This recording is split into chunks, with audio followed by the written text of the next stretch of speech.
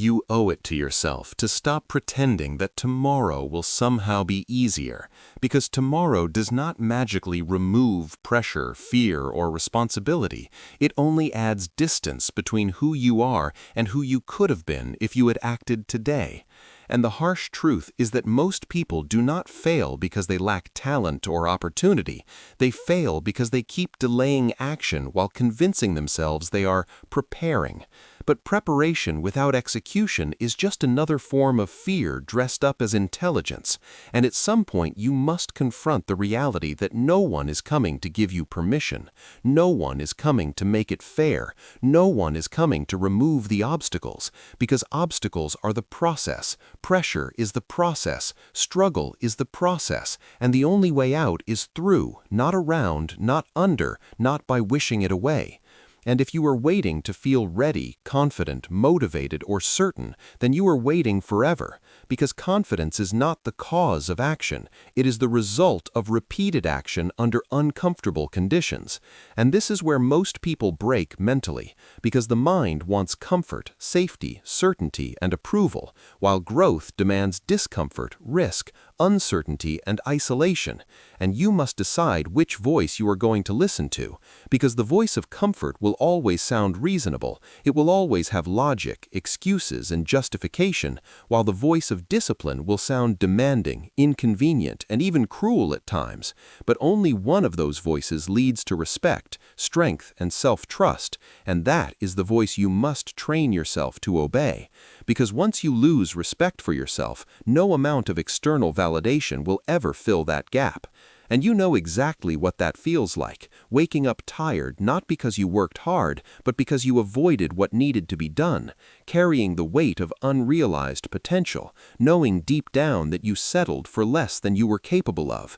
And that weight gets heavier every year you ignore it, until one day it turns into regret, bitterness, and resentment. And that is why you must stop negotiating with weakness, because weakness does not want what is best for you, it wants what is easiest in the moment. And easy decisions create a hard life, while hard decisions create an easier future. And this applies to every area of your life, your work, your health, your relationships, your finances, your mindset, because nothing improves by accident. Everything improves by intention, effort, and consistency. And you cannot selectively discipline yourself and expect complete results, because partial effort produces partial outcomes, and excuses compound just like habits do. One skipped day becomes a pattern, one compromise becomes a standard, and before you know it, you are living far below your potential while telling yourself stories about why it had to be this way. But it did not have to be this way. It became this way through choices, repeated daily choices. And the empowering part of that truth is that different choices can still create a different outcome. Starting now, not when life feels perfect, not when circumstances improve, but right now, in the middle of the chaos, fatigue, doubt, and pressure. Because resilience is not built in ideal conditions, it is built in resistance. And the strongest people are not the ones who had it easy. They are the ones who learned how to function under stress without breaking their standards. And you must understand that discipline is not about punishment, it is about freedom.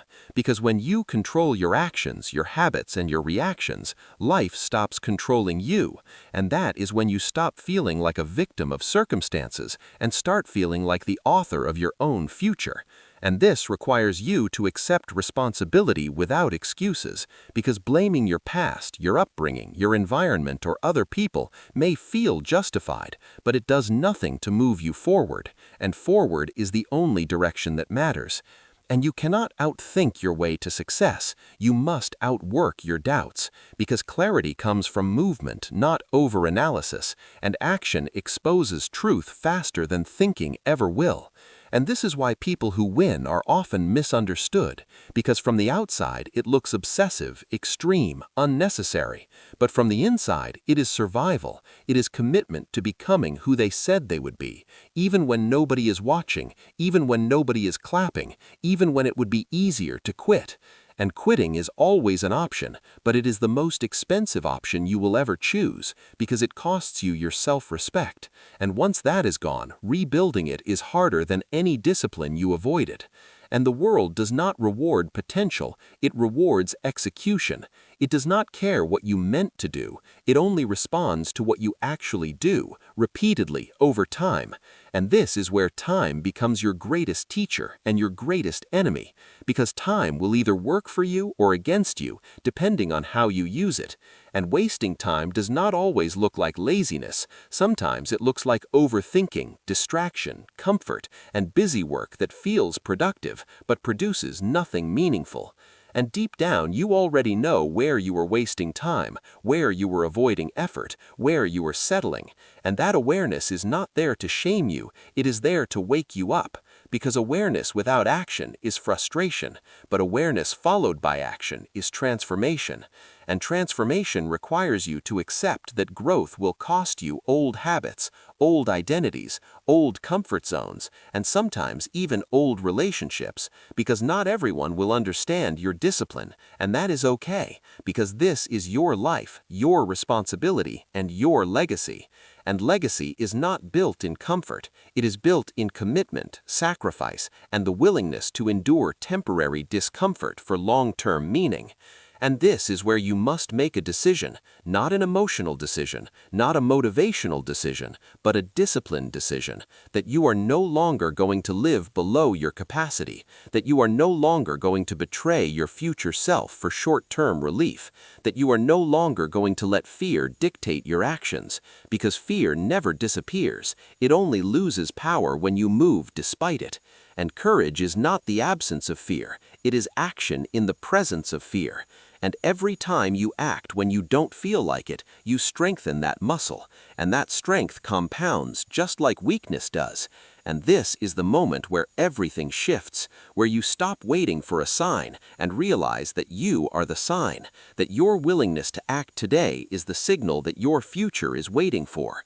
And as you take that step forward, as uncomfortable as it feels, as uncertain as it seems, you begin to understand something critical, that momentum is created by movement, and once momentum starts, it becomes easier to continue than to stop. And that is why the hardest part is always the beginning.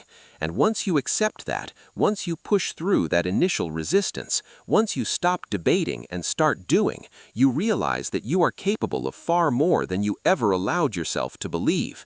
And it is at this point, standing on the edge between who you were and who you are becoming, that you must commit fully, because half commitment leads to half results, and half results will never satisfy a person who knows they could have done more.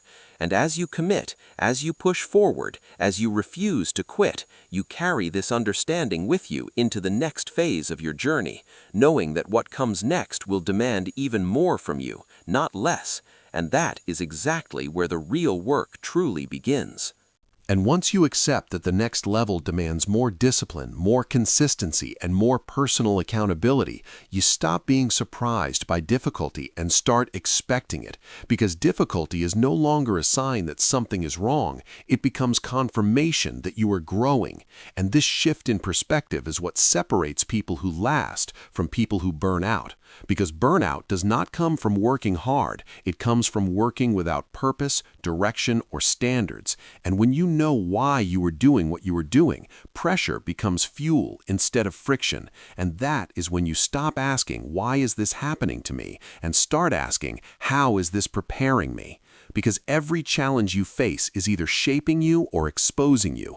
And exposure is not failure, it is feedback, showing you where you need to grow stronger, more disciplined, more focused, and more resilient. And resilience is not built by avoiding hardship, it is built by enduring it without abandoning yourself. And that means showing up on days when motivation is gone, energy is low, and progress feels invisible. Because consistency is not about intensity, it is about reliability. It is about proving to yourself that you can be trusted to do what you said you would do regardless of mood. And once you build that self-trust, everything changes, because confidence stops being something you seek externally and becomes something you carry internally. And this internal confidence is quiet, grounded, and unshakable because it is built on evidence, not hype. And the evidence is your daily actions, your discipline, your willingness to do the work when no one is watching. And this is where most people fall off because they want the results without the identity change. But results follow identity, not the other way around. And if you want a different outcome, you must become a different version of yourself, a version that respects time, honors commitments, manages emotions, and takes responsibility without complaint. And this does not mean life becomes easy. It means life becomes intentional. And intentional living requires you to eliminate distractions that steal your focus, energy, and clarity, because focus is your most valuable asset in a world designed to fragment your attention. And you cannot build anything meaningful while constantly distracted, reactive, and emotionally impulsive. And this is why discipline in one area strengthens discipline in all areas, because it trains your nervous system to tolerate discomfort without escape. And once you stop escaping discomfort, you stop fearing it. And once you stop fearing it, you start using it. And pain becomes information, stress becomes feedback, and pressure becomes preparation.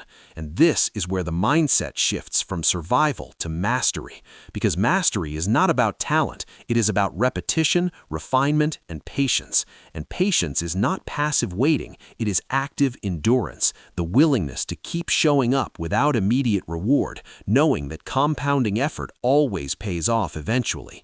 And eventually is not a date on a calendar, it is a consequence of consistency. And this is why comparing your timeline to someone else's is dangerous, because everyone pays a different price, starts from a different place, and carries different responsibilities. And comparison steals focus from execution, and execution is the only thing that moves you forward. And the moment you accept full responsibility for your progress, without blaming circumstances, people, or timing, you reclaim your power. Because power is not control over others, it is control over yourself, your reactions, your habits, and your decisions. And this is where true freedom lives, not in doing whatever you want, but in being able to do what is required even when you do not want to. And this level of self-control is rare, which is why results are rare, and rare results demand rare behavior, and rare behavior often feels lonely, misunderstood, and uncomfortable. But loneliness is temporary, while regret is permanent, and you must decide which one you are willing to live with, because every day you are making that choice whether you realize it or not. And the days you choose comfort over discipline, you are voting for regret, and the days you choose discipline over comfort, you are voting for growth. And those votes compound into a life. And one day you will look back at this period of your life and realize it was the turning point, not because life became easier, but because you became stronger, more focused, and more intentional. And that strength does not come from motivation, it comes from standards, from deciding in advance how you will behave when things get hard. Because life will test you again and again, and preparation is the only advantage you have. And preparation is built daily, in small, unglamorous actions that no one celebrates, but everything depends on. And as you continue this path, you realize that success is not a destination, it is a responsibility. Because once you raise your standards, you cannot lower them without feeling it internally. And that internal discomfort is your integrity calling you forward. And integrity is doing the right thing even when no one benefits but your future self. And future you is depending on the decisions you make today, the effort you give today, the excuses you reject today. And you cannot disappoint that version of yourself, because that version is the one who lives with the consequences. And this understanding sharpens your urgency.